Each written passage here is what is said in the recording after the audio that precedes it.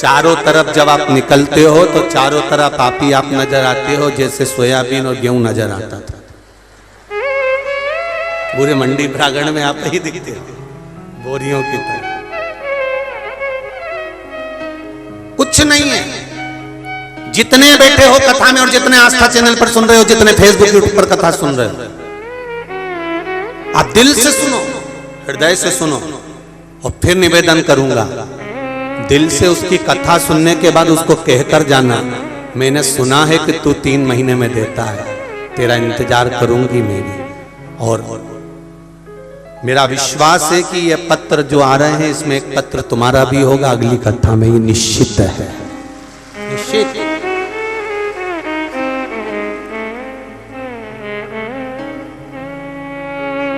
आदरणीय सांसद महोदय जी से भी एक बात कहना चाहूंगा, आपके लिए भी बहुत सारे पत्र हैं।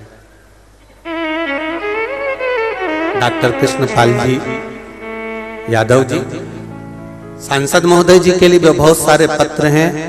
सीहोर ऑफिस में भी बहुत सारे मैसेज पहुंचे हैं कि पहली कथा राजनीति की दिख रही है, जिसकी राजनीति मंच पर नजर ही नहीं आ रही है, उनको धन्यवाद दें। एक छोटा राजनेता भी अगर कथा कराता है तो मंच का संचालन से लेकर मंच का जो कथा विराम है, उसमें अतिथि और उनका उद्बोधन और उनका ही सब वर्णन चलता रहता है।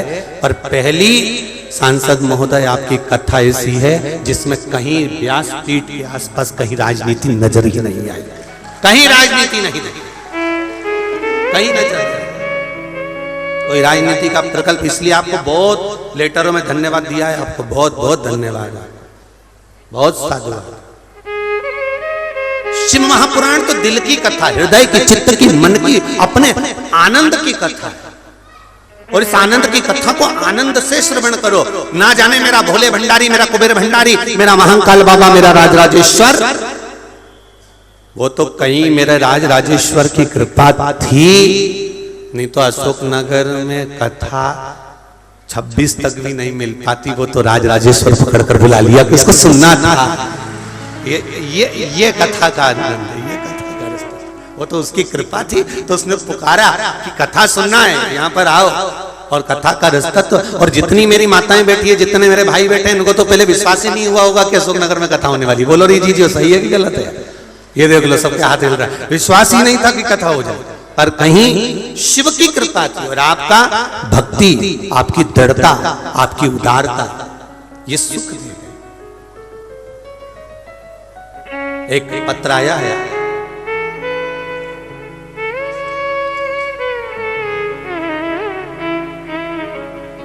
श्रीमती पिंकी शर्मा शादोरा अशोक नगर से हैं। कहीं बैठी हो तो हाथ हिलाइएगा। आप ही हैं? दोनों हाथ हिला दो एक बार। श्री शिवाय नमस्तुभ्यम। बाबा, पर बेलपत्री और 1 लोटे जल की कीमत क्या होती है गुरुदेव? मैं जानती हूँ। मैं विगत 3 वर्ष से आस्था चैनल पर आपकी कथा सुन रही हूँ। मेरे पापा, जिनकी उम्र 85 वर्ष है, उनके पूरे शरीर में एलर्जी हो गई थी। कई साल तक वो एलर्जी रही, पूरा शरीर डैमेज होना चालू हो गया। ना जाने कितने डॉक्टर को बदल दिया, बड़े से बड़े डॉक्टर नागपुर, अन्य जगह भी दिखा दिया, पर आराम नहीं मिला गुरुदेव। बाबा के मंदिर जाना चालू करा और वहां से 1 लोटा जल चढ़ाकर बेलपत्री लाकर मैंने अपने पिताजी को देना प्रारंभ करा। बाबा की कृपा से 15 दिन के अंदर एलर्जी समाप्त हो गई और एकदम वो ठीक हो गए हैं। मैं बाबा को धोख लगाती हूँ गुरुदेव। बैठिए बहन। श्री शिवाय नमस्ते। इसमें भी लिखा है, सांसद जी आपके लिए पत्र नीचे, यहाँ तक हमारा है, यहाँ तक तुम्हारा है, ठीक है? आपके लिए लिखा है। धन्यवाद देना पूरे अशोक नगर से सांसद महोदय को, जो हमारे दिल की मुराद पूरी कर दी। अशोक नगर में शिव महापुराण कथा करना। आधा आधा पत्र आपके लिए लिखा हुआ। ये शंभु है, औघड़दानी।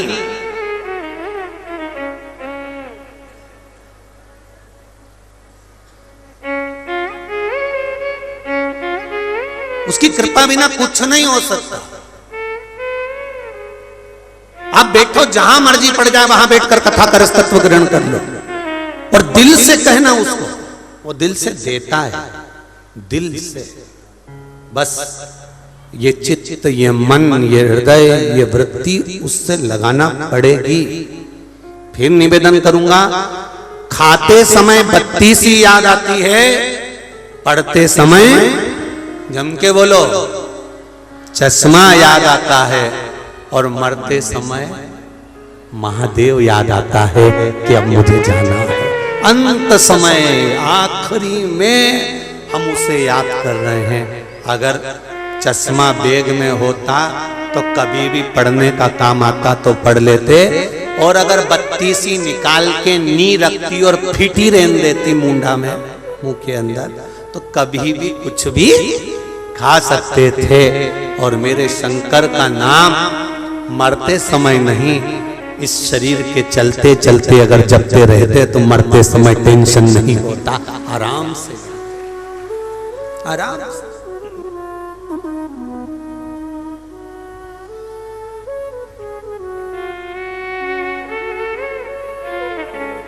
अंतिम बिंदु सवर जाता, अंतिम बिंदु सुधर जाता।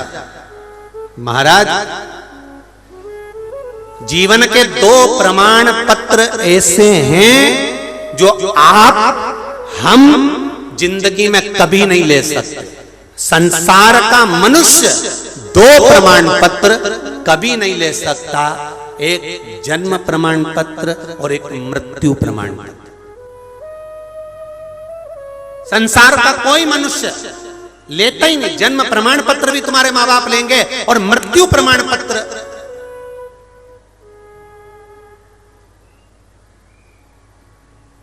दूसरे ही लेंगे, तुम नहीं ले सकते। जन्म का प्रमाण पत्र भी माता पिता ने लिया, स्कूल में जमा करना है, यहां जमा करना है, तो जन्म का प्रमाण पत्र भी कोई दूसरा लेता है और मृत्यु प्रमाण पत्र भी कोई दूसरा लेता है। उसके बाद भी मनुष्य अकड़ में जीता है, उसके बाद भी अकड़ में जीता है। मेरे बिगर पत्ता नहीं हिल सकता, तो मृत्यु प्रमाण पत्र लेके बता, जा मर ले। कठिन, बहुत कठिन। पूरी जिंदगी बंधन में जिए हैं। जन्म था तो माता के गर्भ में बंधन था, बड़े हुए परिवार का बंधन था, और बड़े हुए मालूम पड़े जीवन व्यस्तता का बंधन था, और मरे तो मरने के बाद अर्थी पर भी बंधन था। पूरी जिंदगी बंद बंद कर निकली है। अगर देखा जाए तो जिंदगी खुलकर हमने कहीं नहीं जी। अगर जिंदगी खुलकर जी है तो केवल शिव महापुराण की कथा में बैठकर अपनी जिंदगी को खुलकर जी, खुलकर। मेरा अशोकनगर वालों से निवेदन है, आप अगर दिन में आकर कथा का रसतत्व यहाँ दर्शन नहीं कर सकते, देख नहीं सकते, सुन नहीं सकते, तो आसपास के लोगों से और अशोकनगर वालों से निवेदन है कि रात्रि का एक बार आकर यहाँ का माहौल का आनंद लेना। 8-8, 10-10 हजार लोग रात्रि में दूर दूर से आकर इस पंडालों में जब सोते हैं और रात में भजन गाते हैं, उनका श्री शिवाय नमस्तुभ्यम चलता है, उसको देखने लायक। कभी मौका मिले अशोकनगर वालों, अपनी पत्नी को और बच्चों को कहीं घुमाने ले जाना तो 7 दिन के लिए विचार कर कर जाना कि गाड़ी में बैठो और मंडी प्रांगण में जाना है। रात्रि को जितने भगत लोग यहाँ बैठे हुए हैं, जितने भगत यहाँ रात को 8-8, 10-10 हजार लोग रात भर रहते हैं, 8 से 10 हजार लोग यहाँ रहते हैं। और धन्यवाद दूंगा यादव परिवार को, सांसद महोदय आपको और आपकी कार्यकारिणी को, जो 10,000 आदमी को भी इतने प्रेम से चाय नाश्ता भोजन देता है कि मालूम ही नहीं पड़ता कि कब भोजन प्रसाद हो जाता। धन्यवाद। एक को भी चिल्लाकर नहीं, एक को भी कष्ट देकर नहीं, सबको प्रेम से। आप कहते होगे गुरुजी आपको कैसे मालूम पड़ जाता है? यहाँ से मैसेज सीहोर जाता है ऑफिस में, और वो मैसेज हमारे पास आता है तो हम पढ़ते हैं, तो लोग लिख के भेजते हैं कि हमको यहाँ पर अच्छा लग रहा है, आज हमको भोजन में ये मिला। हम पूरे 2 दिन का भोजन भी बता सकते हैं कि आज ये खिलाया था, कल ये खिलाया था। एक एक चीज वहां जाकर सूचना पहुंच जाती है। इतना स्नेह,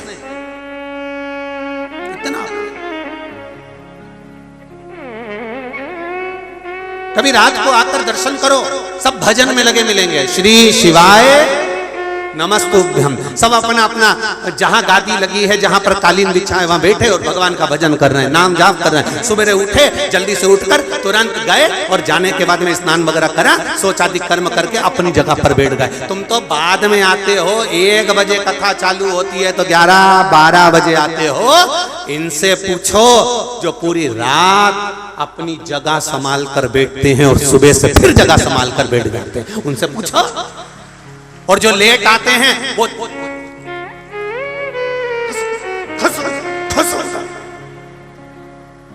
11 बजे आए हो, 12 बजे आए हो, और 11-12 बजे आके 10 बजे आकर इतनी अकड़ दिखाना, मेरी जगह है, सर मैं कल यहीं बैठी थी। अब उसको थोड़ी ना मालूम, वो रात को आई बेचारी, गाड़ी से उतरी, उसने अपना बिस्तर बिछाया, बैठ गई आराम से और कथा सुनती रही। वो पूरी रात जगह संभालती है, सवेरे स्नान कर कर, कई बार तो भीड़ बड़ी हुई दिखती है तो खाने पीने बाहर भी नहीं जाती, अपने पति से कह देती चाय ला दो, मैं यहीं पी लूंगी, जगह संभाल, जगह संभाल। इतना स्नेह, इतना प्रेम, इतनी वात्सल्यता, इतनी करुणा। और ना कोई हम यहाँ पर कोई मंत्र दे रहे हैं, ना बेल दे रहे हैं, ना भभूति दे रहे हैं, ना सामान दे रहा है, यहाँ तो केवल एक है और वो श्री, जरा जम के बोलिए, श्री शिवाय नमस्तुभ्यम।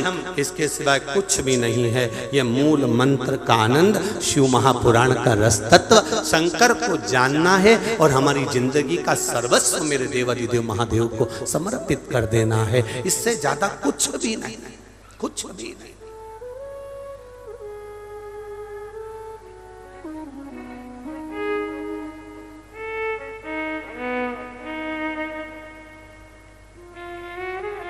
बस ये समर्पण। एक प्रसंग कल की कथा में चल रहा था, रहनी का।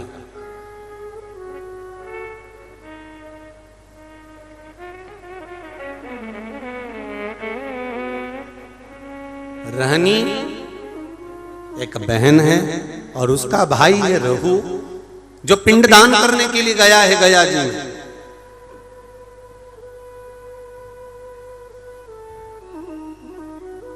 और रहनी के 2 बच्चे हैं और बहन को बड़ी प्रसन्नता हो रही है कि मेरे मायके में इतने लोगों का भोजन बन रहा है। ये प्रसन्नता, ये आनंदता।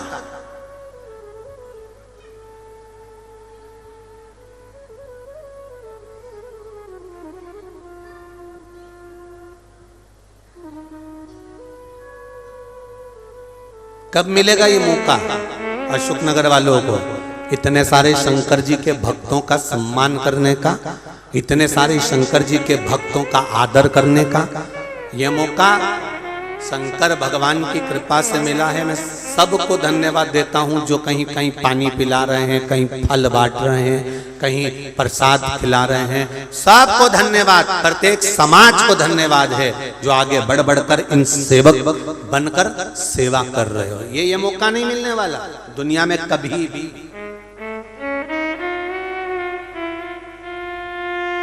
शिव भक्तों की सेवा, शंकर की सेवा।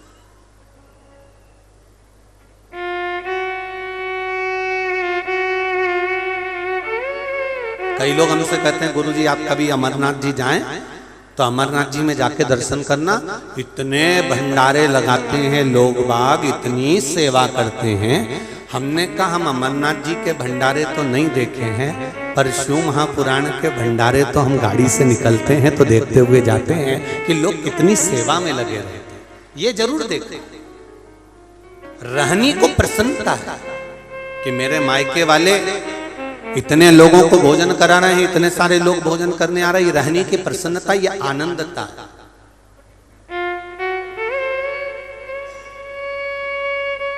एक बेटी का जीवन बड़ा आनंदित होता है, वो बड़ी खुश होती है।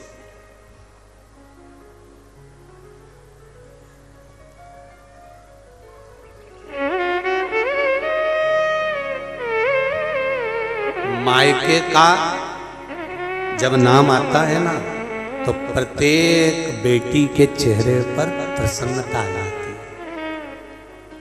उसको कोई मुस्कुराने का कोई शुल्क नहीं है, परंतु उसके मायके का नाम आया और वो प्रसन्न हो। प्रसन्न। अभी अशोकनगर में कथा चल रही है, जितनी भी बहन बेटियां हैं ना बाहर की, सब फोन लगा रही होगी तुम लोगों को, ये पक्का। भाभी तुम जा रही कि नहीं जा रही कथा में, कैमरा में तो तुम दिखी नहीं। एक बार कैमरा वालों से तो बोलो तुम्हें दिखाए। तुम एक काम करना, अब की बार चोटी में ऐसा ऐसा बाल करके जाना तो कैमरे वाला जरूर दिखा देगा। अब वो बताए राम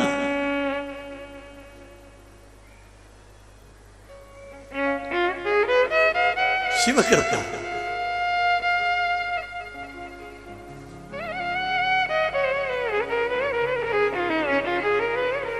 अरे फोटो में तुम नहीं दिखते तो तुमको कितना बुरा लगता है। अरे बोलो तो री जीजी अशोकनगर वाली हो और शिवपुरी वाली भी बोल दो रही, सही है कि गलत है? फोटो में तुम नहीं दिखते तो तुम्हें बुरा लगता है, और मेरे महादेव के मंदिर में तुम नजर नहीं आते तो महादेव को बुरा लगता है। जाया करो,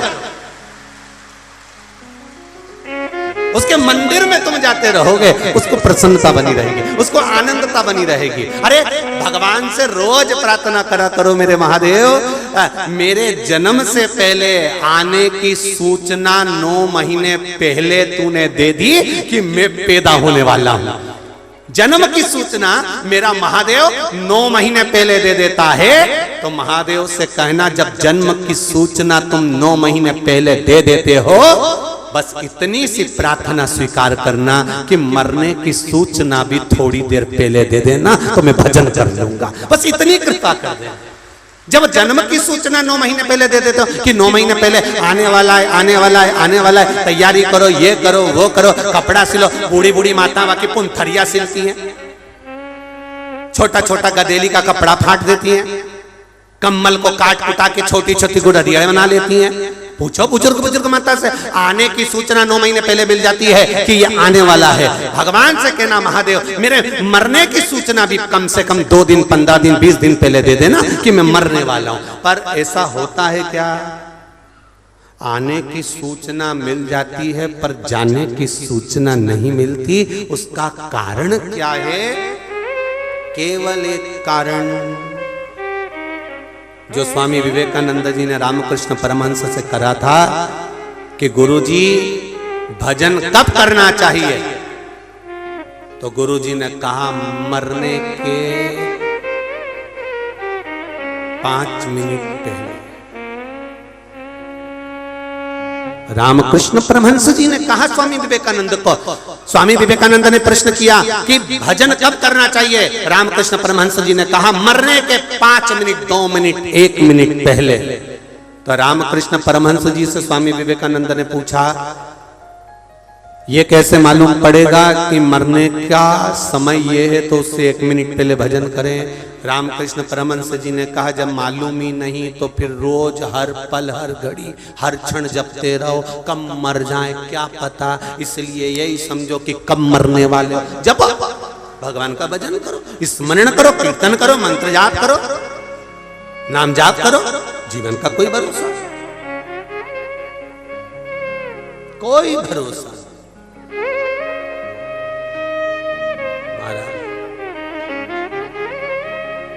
साथ देती नहीं ये किसी का,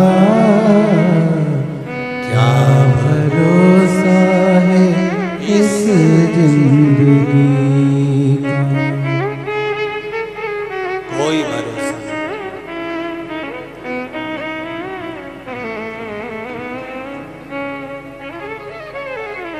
इस जीवन का कोई भरोसा। इसलिए उससे निवेदन करते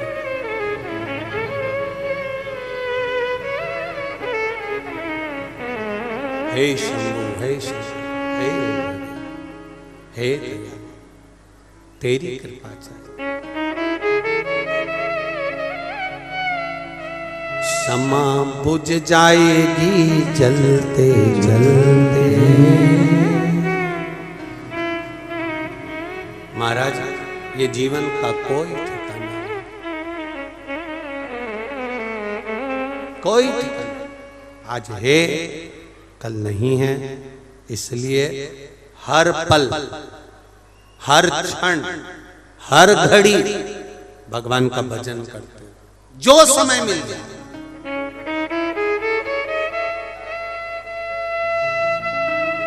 ये शरीर भगवान ने बड़ा सोच समझ कर दिया है, बड़ा विचार कर दिया है, इसको गंवा मत देना। बड़ी मुश्किल से नर तन मिलत है, ये गंवाने के काबिल नहीं, बड़ी मुश्किल से,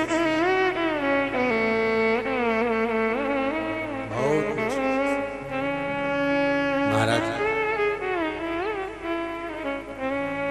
आज तो अच्छा दे दिया मेरे परमात्मा ने, अभी तो ये शरीर मेरे देवाधिदेव महादेव ने अच्छा दे दिया। यदि हमने अच्छा कर्म करा तो अच्छा मिलेगा, अगली बार वरना अच्छा कैसे देगा?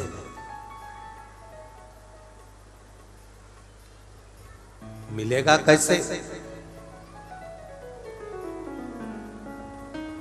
एक प्रसंग हम पहले भी कहे, आज फिर कहते हैं कि एक बार एक सेठ जी के यहाँ कथा थी, गए, देखा, उन्होंने अपना पूरा घर दिखाया, पूरा घर, पूरा मकान। गुरुजी ये मेरे बड़े बहू का कमरा है, बड़े बेटे का कमरा, हमने बहुत जोरदार बना, बहुत बढ़िया। गुरुजी ये मेरे छोटे लड़के का कमरा है, मैंने कहा बहुत बढ़िया। गुरुजी ये हॉल, ये किचन, बहुत रसोई घर, ये हमने बहुत अच्छा।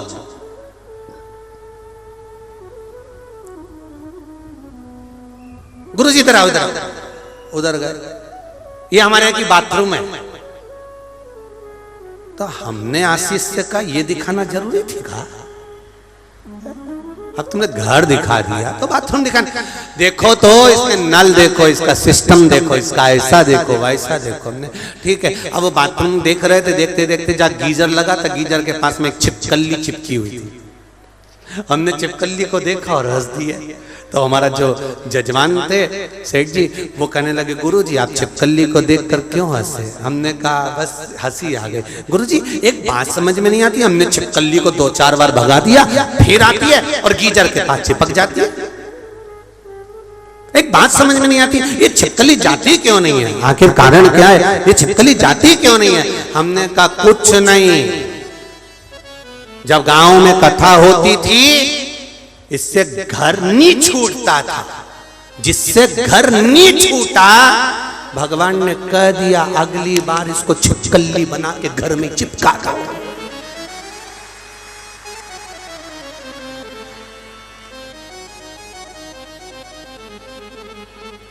7 दिन कथा चली, शादी में जाना हो तो तैयारी, कहीं जाना हो तो तैयारी, और के कहीं जाऊं तो तैयारी। और मन में आया कैसे कथा में जाऊं, इतनी भीड़ पड़ रही होगी, कुछ भी हो,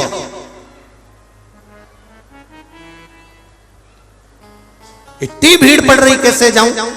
तो जब नोट बंदी हुई थी और नोट बदले थे, तब भी तो भीड़ में जाके बैंक में लाइन लगा के बदले थे, तभी भी तो बदले थे। जब कह देती इतनी भीड़ में नहीं जाऊंगी, 2 साल बाद बदल के आऊंगी, और 2022 में बदलने पहुंच जा, तो बैंक वाले भी कह रहे डोकरी, अरे ओ अम्मा चल जाए यहां से। अब कोई बदला है? बदलने का भी समय होता है, इतने समय से इतने समय तक नोट बदलाएगा। बोलो बोलो सही है कि गलत है?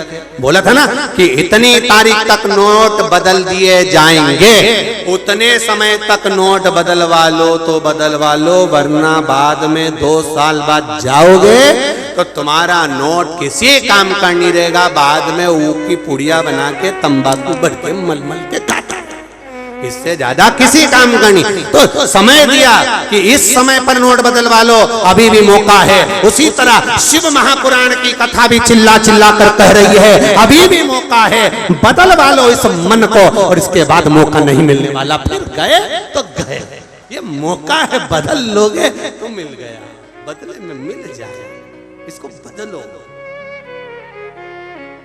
बाद में 500 का नोट और 1000 का नोट कई काम नहीं आएगा, घर में पड़ा रहेगा। फिर उसको कांच में भी जड़वा के रखोगे तो कोई फायदा नहीं है, कहीं धरोगे भी तो कोई फायदा नहीं। का प्रयोग कर लो।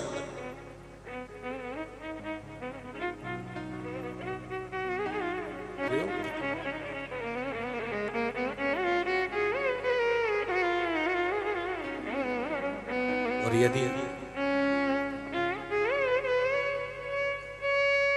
सही समय पर आपने नोट बदल लिया, सही समय पर आपने बदलाव कर लिया, तो ये निश्चित है कि आपका वो नोट, आपका वो समय काम आ जाएगा, ये निश्चित है। उसके बाद में उसकी कोई महत्वता नहीं। इसलिए शिव महापुराण की कथा कर रही है।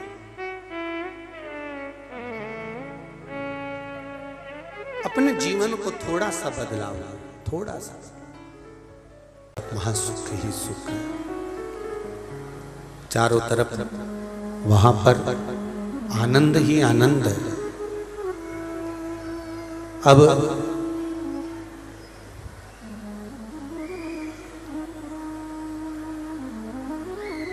रहनी ने जैसे ही पांव रखा, भाभी ने रहनी का हाथ पकड़ा और हाथ पकड़कर भाभी रहनी को सीधे रसोई घर में ले गई।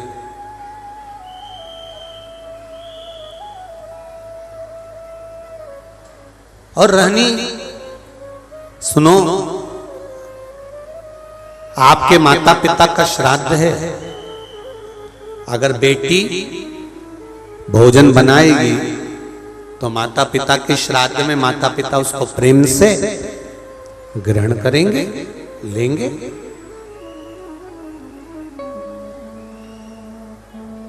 बहुत समझने वाली बात है श्राद्ध पक्ष की। एक निवेदन आप सबसे करना चाहेंगे कि इसको जरा समझिए, इसको जरा जानना कि आप अपने घर में अगर नाना नानी का श्राद्ध कर रहे हो, भोजन बना रहे हो तो ठीक है,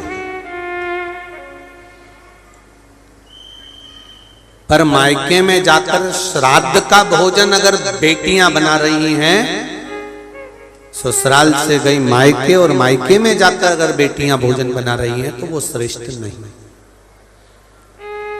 मायके में जो भाभी हैं, भैया हैं, परिवार है, कुटुंब है, वो भोजन का निर्माण करे तो उसमें सुख का अनुभव होगा। पर भाभी ने कहा, जी भोजन आपको बनाना है क्योंकि आपके माता पिता का श्राद्ध है, तो माता पिता प्रसन्न होंगे, माता पिता को आनंद की अनुभूति होगी, माता पिता आनंद में होंगे। रहनी ने कहा ठीक है, अगर मेरे माता पिता मेरे हाथ का भोजन करना चाहते हैं तो मुझे बनाने में क्या दिक्कत है, मैं बना देती हूं।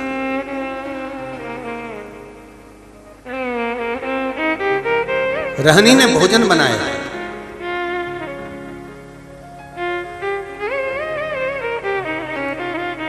इंतजार कर रही है बेटी,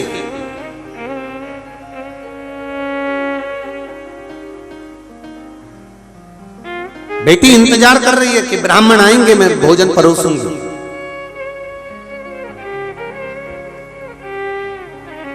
और ब्राह्मण आए तो मैं भोजन परोसूं, इसका इंतजार बेटी को हो रहा था। पर रहनी ने देखा ना कोई ब्राह्मण आया, ना कोई संत आया, ना कोई सदगुरु आया, ना कोई वहां भोजन करने के लिए पहुंचा। अगर वहां पर पहुंचे तो केवल भाभी के मायके वाले पहुंचे, जो सब भोजन करने के लिए लग गए। और रहनी से कहा गया कि इन सबको भोजन परोस दिया जाए। भोजन परोसा गया, सबने खाया। आखिरी में रहनी जब भोजन के लिए बैठी तो भाभी ने कहा, जी हमारे गोत्र का श्राद्ध है, इसलिए आप इस गोत्र में भोजन मत करो। हमारे गोत्र का श्राद्ध है इसलिए आप इसमें भोजन ना करिए। रहनी को उठा दिया गया तो रहनी ने पत्तल जो लगी हुई थी उसको उठाकर कहा, क्या भाभी मैं अपने बच्चों के लिए, क्योंकि वो तो इस घर के भांजा भांजी लगते हैं, क्या उनके लिए भोजन ले जा सकती हूँ? रहनी ने जब पूछा तो भाभी ने कहा, नहीं दीदी, ये जो बचा हुआ भोजन जब एक पत्तल में लग जाता है तो हम इसको बाहर नहीं भेजते, आप रखे रहने दो। माँ रहनी रोती रोती अपने ससुराल पहुंच गई।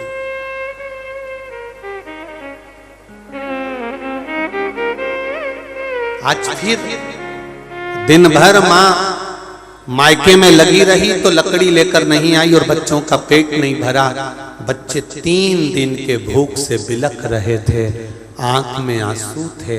माँ भी आज रो रही थी कि जिस मायके में बेटी जाती थी कभी माँ बाप उसको भूखा नहीं आने देते थे, और भूखा तो भूखा, कभी माँ बाप उसको खाली नहीं आने देते थे, कुछ ना कुछ रखकर अवश्य भेजते थे।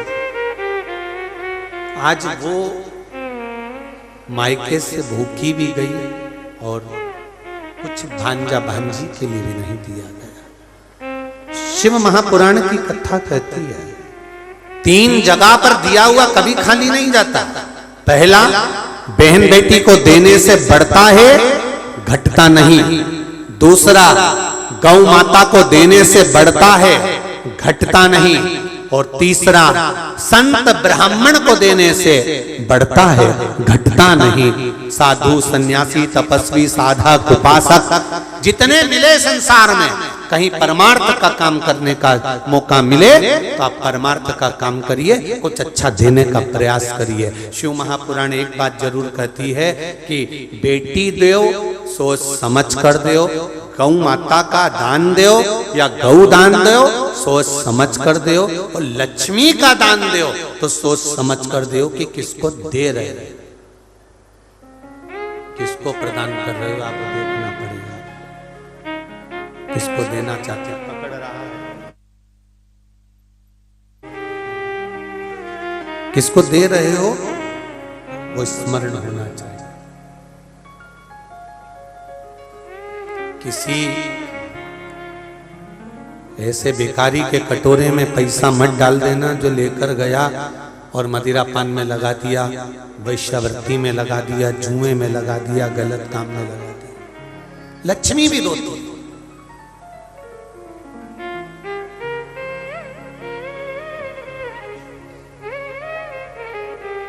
जैसे बाप अपनी बेटी की शादी में खूब पैसा खर्च करता है, खूब धन लगा देता है, खूब संपदा लगा देता है।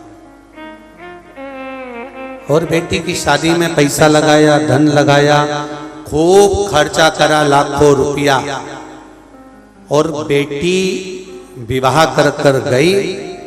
20 दिन बाद मालूम पड़ा कि लड़के के साथ जिस लड़के के साथ बेटी को ब्याया है वो लड़का तो मदिरा पीता है, नशा करता है, शराब। रात को 2-2, 3-3 बजे तक घर नहीं आता, यहां वहां घूमता रहता है, बेटी का सम्मान नहीं करता, अपमान करता है, गालियां देता है। अब ससुर ने सामान दिया, जब विवाह करा तो नाक का भी दिया, कान का भी दिया, गले का दिया, हाथ का दिया, पांव का दिया, कपड़े दिए, सारे शरीर का सामान जो देना था दिया। उसके बाद में मकान में रखने के लिए sofa set, fridge, cooler, washing machine, dressing सब दिया, बर्तन भांडे, फ्रिज सब दिया, कूलर वूलर सब दिया, पूरा घर भरा गया। पेटी में कपड़े, रकम से पेटी भरा गई। बाप अपनी बेटी को सारा सामान दिया, खूब दिया। अब 15 दिन बाद मालूम पड़ा कि लड़का शराबी है, लड़का बेकार है, सम्मान नहीं करता, गालियां देता है, लाश से मारता है, 2-2 बजे तक नहीं आता, पी कर पड़ा रहता है। तो 1 महीने बाद वो जमाई जब घर में आया तो अब ससुर 1 रुपया भी देगा उसको? अरे बोलो तो जम के जरा, देगा उसको ऐसे जमाई को?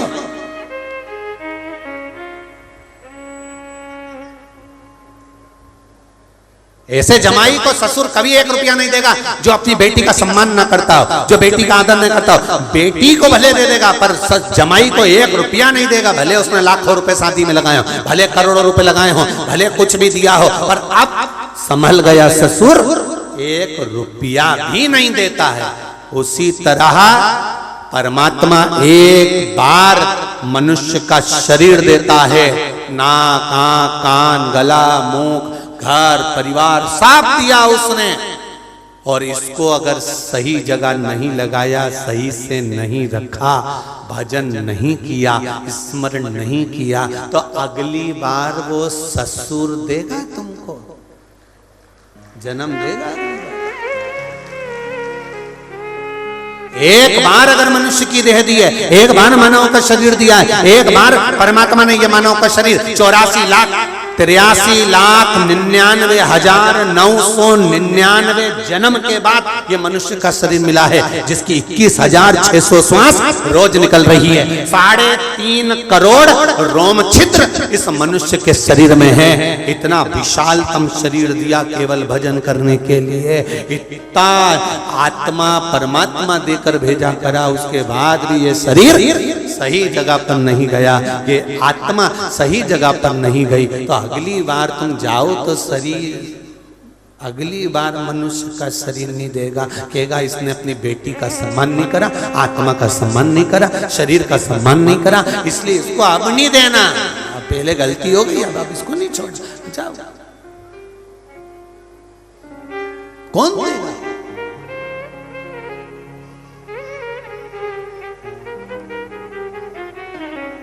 कुछ मत करो मेरी बहनों, मेरी माताओं से निवेदन है, मेरे भाइयों से निवेदन है, नवयुवक बच्चों से, नवयुवक बेटियों से। एक पत्र आया है, देखिए। उस पत्र में एक लड़के ने, एक बालक ने लिखा है कि मैं भगवान को नहीं मानता, मैं भगवान को नहीं मानता था। मेरी मम्मी भी मुझको कहती थी तो मैं मंदिर नहीं जाता था। उसने अपना फोटो भी लगाया।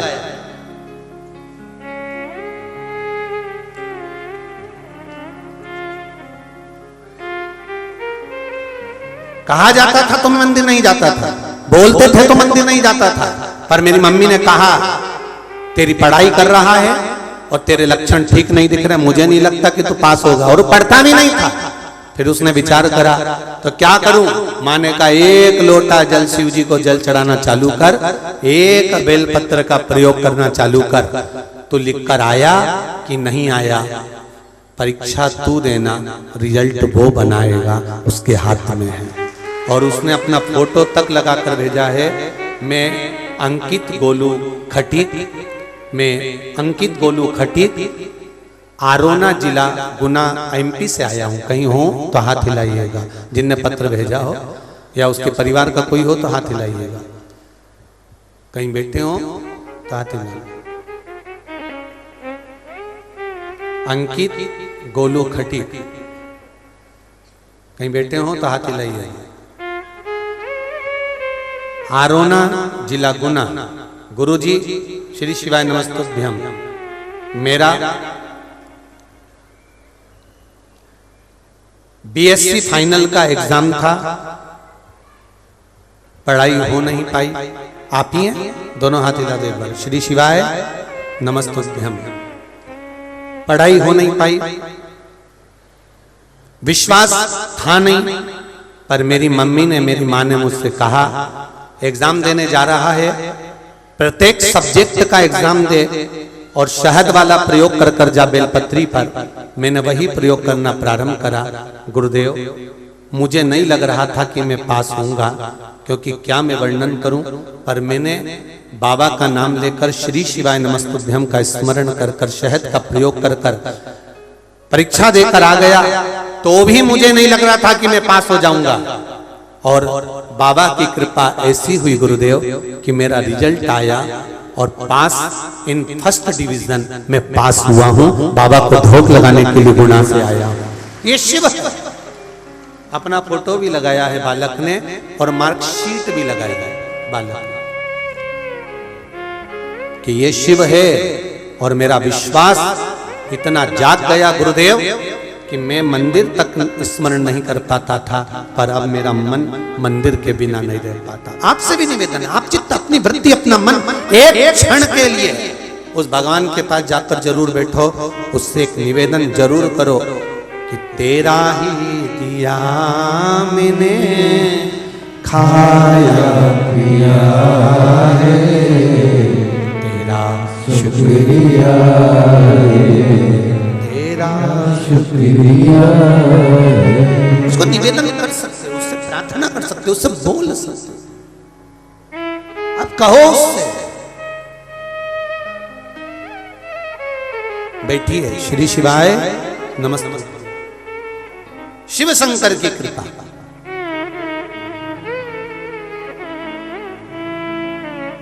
मेरी माताओं से भी निवेदन, मेरे भाइयों से, मेरे बच्चों से, मेरी दीदियों से, बेटियों से, मेरी बहनों से, मेरे जीजाओं से, सबसे निवेदन,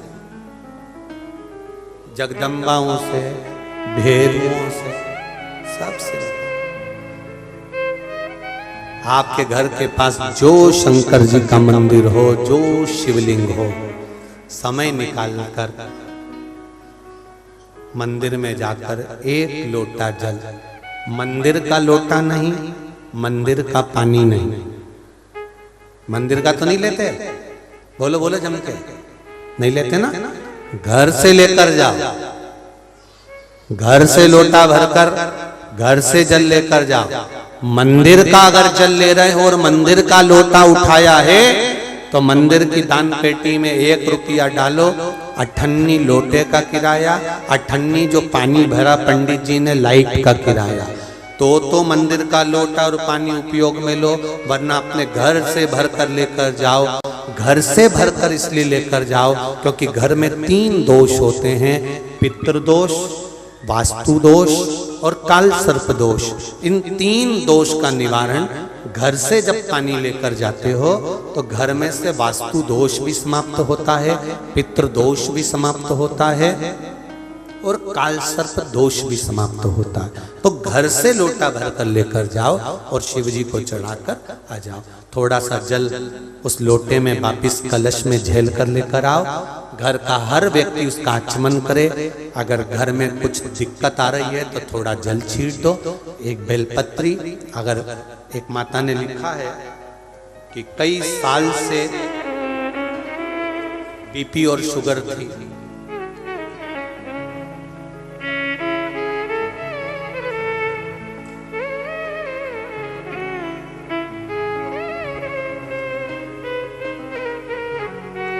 मुन्नी भाई राजपूत खुरई मध्य प्रदेश से हैं, कहीं बैठी हो तो हाथ हिलाइए। मुन्नी भाई राजपूत खुरई मध्य प्रदेश से कहीं बैठी हो तो हाथ जरूर हिलाएं। आपने पत्र में लिखा है, मैं बाबा का 1 लोटा जल और 1 बेलपत्र का क्या बखान करूं। कहीं बैठी हो तो हाथ हिलाइएगा। मुन्नी भाई राजपूत खुरई मध्य प्रदेश। मैं 2021 से बाबा की कथा सुन रही हूं गुरुदेव। 1 लोटा जल और 1 बेलपत्र बाबा को समर्पित कर रही हूं। 40 साल से पत्र में जो लिखा है वो देखिए, 40 साल से ब्लड प्रेशर शुगर की दवाइयां खा रही थी, लेकिन बाबा की कृपा से जब से मैंने जल और बेलपत्र का सेवन करना प्रारंभ करा है, मेरी 40 साल की गोलियां डॉक्टर ने छुड़वा दी हैं। ये शिव है, ये शंकर। तेरी कृपा बिना न हिले एक भी अणु, लेते हैं श्वास तेरी कृपा से तनु तनु। बखान क्या करूं मैं रातों के ढेर का, चपटी भगोद में खजाना कुबेर का। आपको कहीं नहीं जाना, आपके घर के पास जो शिवालय हो, आपके घर के पास में जो शिव का मंदिर हो, आपके घर के पास जो शंकर का मंदिर हो, वहां 1 लोटा जल प्रेम से हृदय से सारे परिवार वालों को बोलो लेकर जाओ।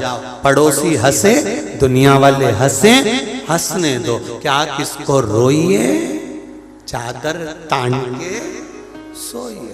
आग लगे बस्ती में, अपन रहो मस्ती में। अपने को मतलब नहीं होना चाहिए कि उसने क्या कहा, क्या बोला, क्या बोल रहा है, क्या कह रहा है, कुछ नहीं। अपनी मस्ती में अपनी जिंदगी जियो। अपने जीवन का आनंद अपने को लेना। दुनिया के लोगों को कभी संतुष्ट करने का विचार मत करना, ये कभी संतुष्ट नहीं हो सकते। एक बार शंकर भगवान माता पार्वती को लेकर घूमने निकले। दोनों नंदी पर बैठकर जा रहे थे तो एक व्यक्ति ने खड़े होकर देखा और चिल्ला कर कहा, बताओ शर्म नहीं आ रही, एक नंदी और इतने दोनों चढ़ के जा रहे, बेचारे नंदी के प्राण लेंगे। शंकर भगवान ने पार्वती से कहा, पार्वती एक काम करता हूं, मैं उतर जाता हूं, तुम बैठ जाओ। पार्वती बोली, नहीं नहीं स्वामी आप बैठ के चलो। शंकर भगवान नंदी पे बैठ के चले, पार्वती पैदल चली तो दूसरा व्यक्ति मिल गया। उसने कहा, बताओ इसकी मति तो देखो कहाँ चली गई, खुद नंदी पर बैठ के जा रहा है, बेचारी पत्नी को देखो, बेचारा आपको पैदल लेके जा रहा है। शिव जी को बड़ा बुरा लगा। शंकर जी ने कहा, पार्वती अब तू बैठ जा। भगवान ने पार्वती को बिठा दिया। शंकर जी नंदी पकड़ कर चले, नंदी को लेकर पैदल पैदल चले। तीसरा व्यक्ति मिला, उसने कहा, बताओ जोरू का गुलाम, बता। पत्नी को बिठा लिया, खुद पैदल चल रहा।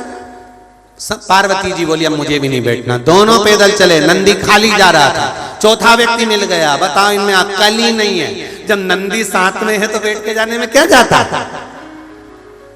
ये दुनिया के लोग हैं महाराज, कभी नहीं छोड़ेंगे, कभी नहीं छोड़ेंगे। कहने वाला व्यक्ति कहता रहेगा और आप आगे बढ़ते रहो।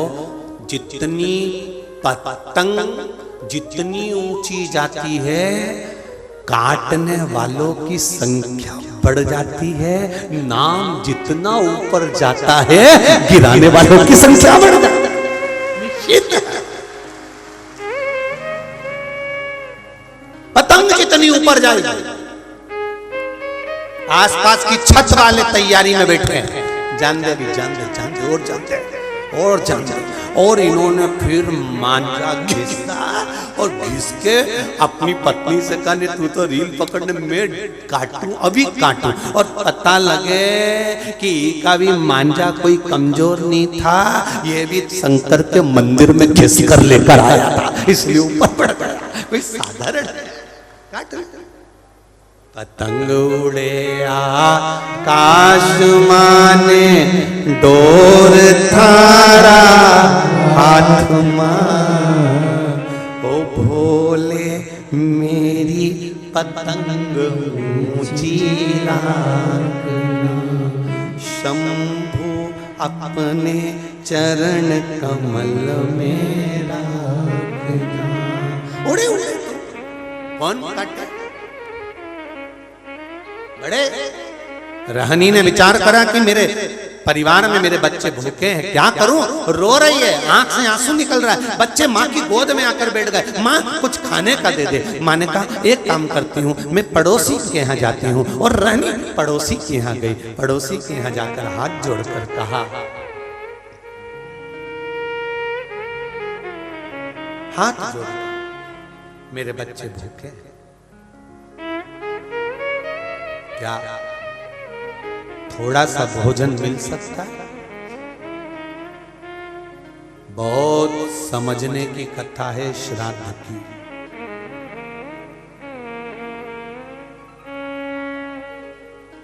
खाए हुए व्यक्ति को खूब खिला दो, तुम्हारी तारीफ नहीं करेगा। भूखे व्यक्ति को खिलाओगे तो वो 4 जगह जाकर कहेगा कि साहब हम वहां गए थे, उनने हमको खिलाया था, खिलाया था। हम वहां गए थे, रुके, 7 दिन अशोकनगर में कथा सुनी, वहां के सांसद महोदय ने व्यवस्था करवाई, खूब प्रेम से व्यवस्था। तो ये जिंदगी भर व्यक्ति याद आता, जिंदगी भर। खाए हुए को खिला दो। एक पैसे वाला व्यक्ति, उसका एक लड़का, उसके यहाँ वो शादी में खर्चा नहीं करे तो लोग कह जाएंगे कहीं छाती पे बांध के ले जाएगा, एक ही छोरा शादी भी अच्छी नहीं करी। और पैसे वाला व्यक्ति अपना एक छोरा और उसकी शादी में बहुत खर्चा करे तो दुनिया के लोग खाएंगे और के जाएंगे। हराम कारा होगा तो लुटारा। दुनिया के लोग हैं, कहे बिगड़ नहीं रह सकते। इसलिए क्या किसको रोइए, जम के बोलो जरा, चादर तान के सोइए। जितना लोग अपसत्य के उतनी जोरदार खजूर वाली चोटी बना के गजरा बजरा लगा के फिर चलो और आग लगाओ और जलो तो जलो।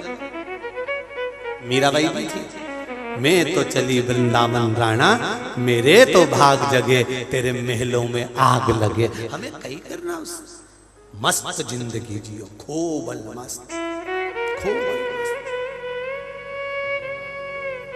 कहे कहने वाला कहता है, आप अपनी मस्ती में रहिए, आनंद में रहिए, खूब मस्त होकर खूब आनंद लेकर अपने जीवन को जिए। ये दूसरी बार मिलने वाला नहीं है।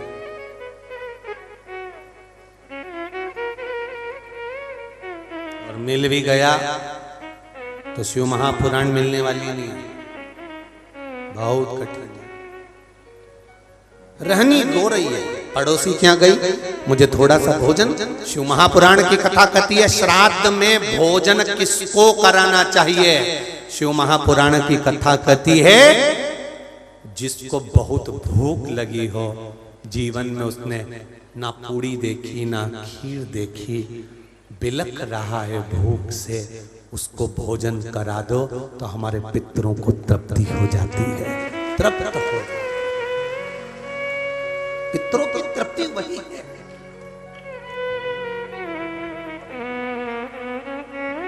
हमने सालासर जी की कथा में कहा था, तर्पण शिव महापुराण की कथा सुखनगर में हो रही है और जितने लोग कथा सुन रहे हैं अपने अपने पूर्वजों के लिए, अपने अपने अधोगति में, कोई कुंवारी अवस्था में मर गया, कोई गर्भ में मर गया, कोई 4 महीने का किसी नारी का गर्भ गिर गया, किसी का 6 महीने का गिर गया, किसी का बच्चा बड़ा होकर जन्म लेकर प्राण छूट गए, कोई कोरोना में मर गया, कोई अधोगति में मर गया, कोई एक्सीडेंट में मर गया। जितने लोग कथा श्रवण कर रहे हैं और जितने जितने दूर तक इस शिव महापुराण के शब्द को पहुंचाया जा रहा है, ये निश्चित है आप अपने पूर्वजों के लिए श्राद्ध करे ना करे, ब्राह्मण भोज करे ना करे, संत भोज करे ना करे, पर आप 7 दिन की शिव महापुराण की कथा पूरी सुनिए और 25 तारीख को कथा पूर्ण होगी। और 25 तारीख को आप सीओर फोन लगाकर पूछना कि 25 तारीख को वहां सुबह से लेकर रात तक जितने भी साधारण से साधारण भक्तों के लिए भंडारा प्रसाद सुबह से शाम तक चला कि नहीं चला।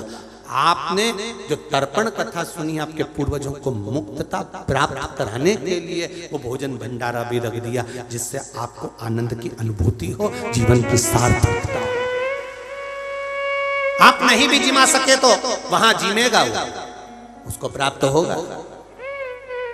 भोजन किसको कराना चाहिए, भोजन कैसा होना चाहिए कराना, जिसको हम भोजन कराएं तो कहा भोजन कराने के लिए ये नहीं, एक सेठ जी थे, बड़े बड़े विचित्र थे, इतना कंजूस, उसकी पत्नी बड़ी तानी थी। और पत्नी ने कहा सुनो, अपने दादाजी का श्राद्ध आया है तो पंडित जी को भोजन कराना पड़ेगा। इतने में सेठ जी बोले पंडित जी को भोजन? हाँ, सेठ जी को तो बुखार आ गया, पंडित जी को भोजन, श्राद्ध आ गया, क्या करा जाए। तो इतने में सेठ जी बोले तू पंडित जी को नोत कर मत आना, मैं पंडित जी को नोत कराऊंगा। ठीक है, आप नोत किया। सेठानी खुश हो गई कि 55 साल शादी के हो गए, आज तक किसी पंडित को इनने घर में भोजन करने नहीं बुलाया। आज पिताजी के निमित्त पंडित जी को बुलाने गए, पड़ोस के गांव में गए। सेठ जी ने पड़ोस के गांव में जाकर एक पंडित जी का दरवाजा बजाया। पंडित जी हैं? हाँ। अंदर से पंडित जी आए। पंडित जी से पूछा महाराज कल श्राद्ध है हमारे दादाजी की। जी महाराज। सेठ जी आप आ जाओगे? आओ। सेठ जी ने पूछा कितना खाते हो? पंडित जी ने चोटी हिलाई। उन्होंने कहा गजब का मिला रे, पहली बार ऐसा सेठ मिला, आते से पूछा कितना खाते हो? पंडित जी ने बोला 2 कटोरा खीर, 4 गुलाब जामुन, 4-6 रोटी, दो एक सब्जी का भाग बस और कुछ नहीं। सेठ जी ने कहा बिल्कुल मत आना, हाथ जोड़ के निवेदन है तुम हमारे घर आ मत जाना। सेठ जी ने कहा ठीक है। पंडित जी बोले ठीक है। अब सेठ जी ढूंढते ढूंढते एक गांव में पहुंचे, वहां एक दुबले से पंडित जी मिले। आप पंडित हो? हाँ बहुत दुबले से, एकदम दुबले दुबले से। आप पंडित हो? हाँ। आप हमारे यहाँ भोजन करने आ जाओगे? हो कब? कल। ठीक है। कितना खाते हो? पंडित जी बोले शरीर देख लो, मुझे बीपी भी है, शुगर भी है, ज्यादा मीठा नहीं खा सकता, तेल घी का ज्यादा नहीं खा सकता, 2 रोटी और थोड़ी सी दाल बस बहुत है। तो सेठ जी ने कहा बस तुम आ जा।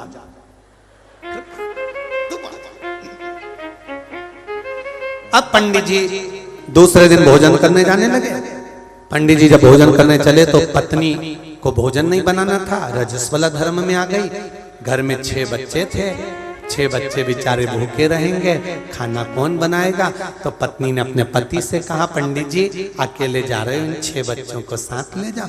पंडित जी ने कहा ठीक है। सेठ जी तो दयालु हैं, उनको क्या मालूम था कि ऐसे, वो तो समझे दयालु है। जब इतनी दूर मुझे ढूंढते ढूंढते आए हैं तो भोजन कराने में उनका क्या जाएगा। 6 बच्चों को ले गए, 6 बच्चों को ले गए, पत्नी को दक्षिणा दे गए। सुनो मैं दुकान पर जा रहा हूँ, सेठ जी ने कहा कि जब पंडित जी आए तो उनको दक्षिणा दे देना, भोजन करा देना, पेट भर के खूब खिलाना। पत्नी खुश हो गई, जिंदगी में पहली बार कहा कि खूब खिलाना। अब पंडित जी आए, उनके 6 बच्चे आए, जितना घर में भोजन बना था सब, वो 6 बच्चे पूरा निपटा गए, पूरा।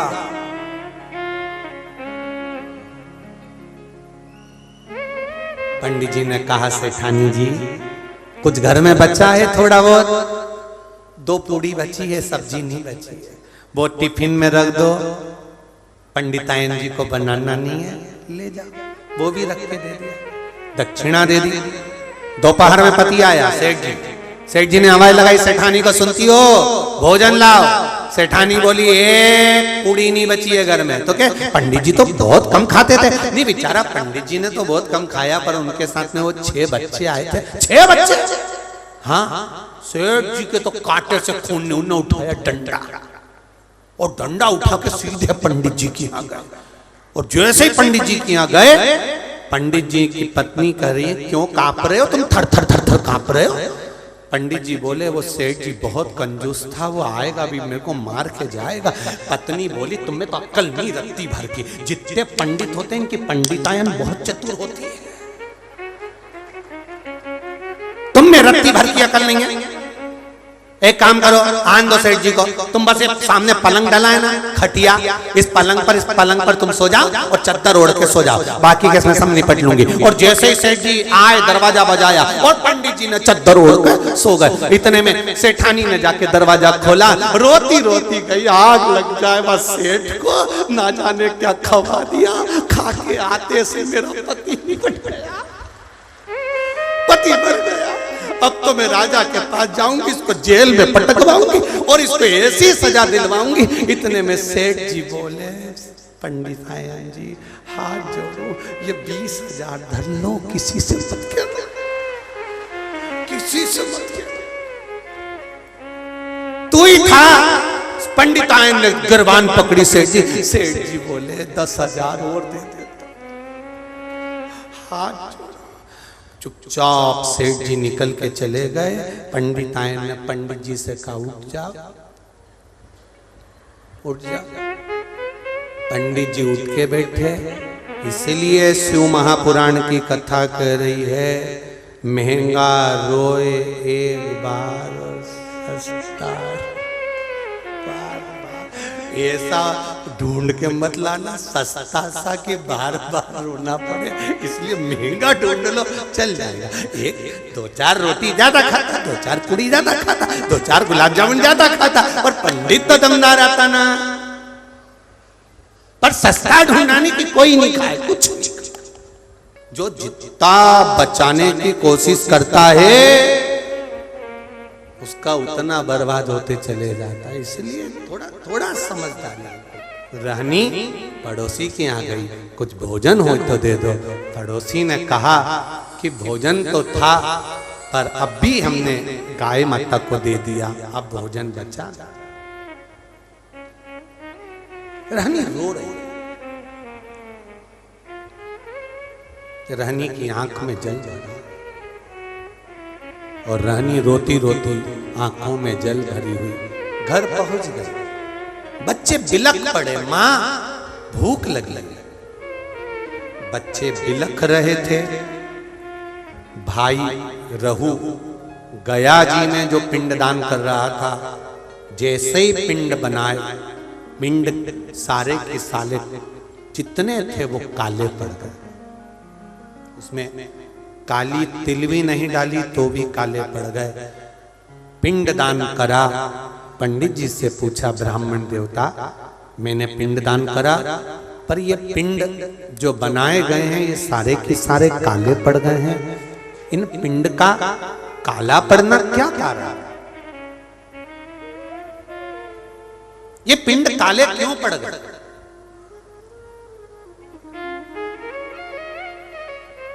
क्या कारण है कि पिंड काले हो गए? ब्राह्मण देवता ने कहा कि जब घर में सब ब्राह्मण भोजन कर रहे हो, सब परिवार के लोग भोजन कर रहे हो, और घर के भांजा भांजी के नैनों में भूख के कारण जल होता है, तब ये पिंड काले पड़ जाते हैं, तब ये पिंड काले पड़ते हैं। हमको लगता है आपके भांजा भांजी भूख से बिलख रहे होंगे। रहू ने कहा ऐसा हो ही नहीं सकता। रहू बोले ये नहीं हो सकता, मैं अपनी धर्म पत्नी को कहकर आया हूं कि अगर ब्राह्मण भोजन करने ना आए तो मेरी बहन को भोजन करने बुलाना, भांजा भांजी को भोजन करने बुलाना। तो ये हो नहीं सकता कि भांजा भांजी भूखे हों। आप पता करना, पिंड काला जब ही पड़ता है जब भांजा भांजी भोजन नहीं करे हों और भूखे बैठे।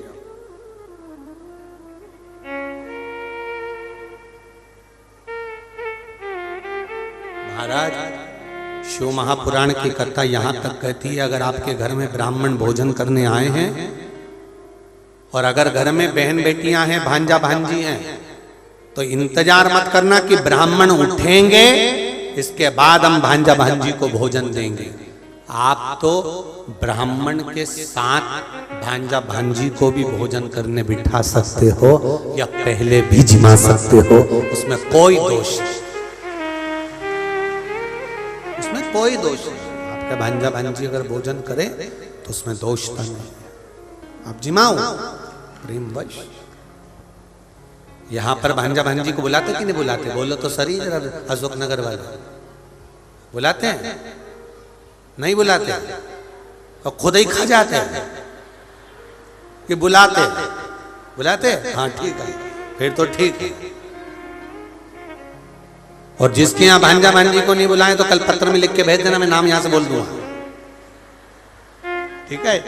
ये ऐसे मामा भी हैं जो ना बुलाए, ठीक है? बुलाना चाहिए।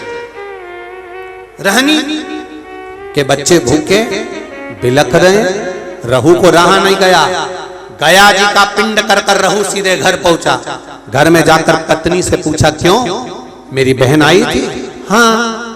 ना मानो तो पूछ लो सभी से, बहन आई थी कि नहीं आई थी? सबने कह दिया आई थी, रहनी आई थी। हाँ, तो इसको लगा कि रहनी आई थी तो बच्चे भी आए होंगे, इसने नहीं पूछा।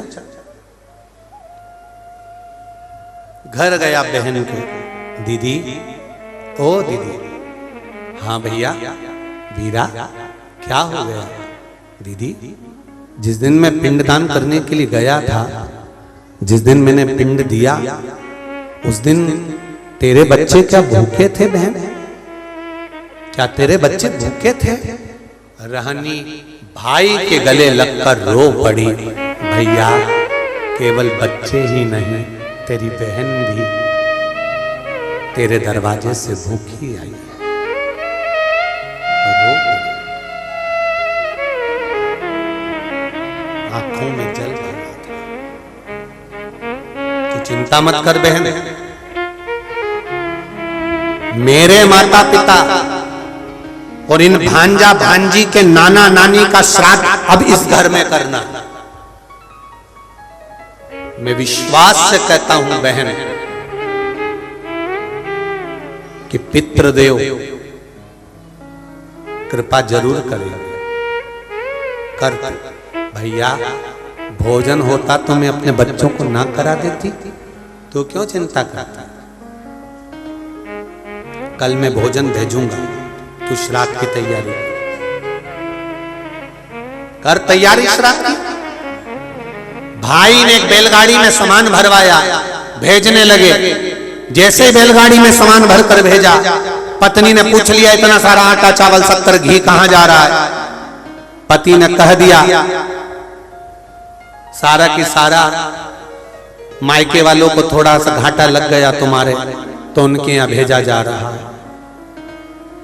अब मायके वालों का कहकर वो सामान सारा की सारा भेज दिया बहन के घर में। बहन के घर में सामग्री तो पहुंच गई, पिंड की श्राद्ध की तैयारी हो गई। भोजन करने के लिए ब्राह्मण संत साधु भी आ गए, भोजन किया। जब आखिरी का दिन था, अमावस्या का दिन, आर्यमा स्वामी जब पितरों को लेने के लिए आए, आप लोगों ने कथा सुनी होगी कि पितरों के देवता आर्यमा जो कौए पर बैठते हैं और कौए पर बैठकर 16 श्राद्ध में 16 दिन आर्यमा स्वामी पितरों को पितृलोक चंद्रलोक से ऊपर पितृलोक से लेकर निकलते हैं। जैसे आपके यहाँ चतुर्थी का श्राद्ध है, तो चतुर्थी के श्राद्ध वाले दिन जितने भी चतुर्थी के श्राद्ध वाले हैं, सब जगह पर पितरों को भेजते हैं, उनकी छतों पर छोड़कर आते हैं। फिर 7 दिन तक श्राद्ध वाले 16 दिन तक पितृ पूरी पृथ्वी पर मृत्यु लोक में भ्रमण करते हैं, श्राद्ध का भोजन करते हैं। एकम का श्राद्ध जिसका होता है उसको भेजते, दूज का जिसको भेजते, तीज का जिसको भेजते। इनको लेकर उस दिन वापिस नहीं जाते, इनको अमावस्या वाले दिन लेकर जाते। 16 दिन श्राद्ध के पूर्वज पितृलोक छोड़कर, चंद्रलोक छोड़कर मृत्यु लोक में रहते, भ्रमण करते रहते।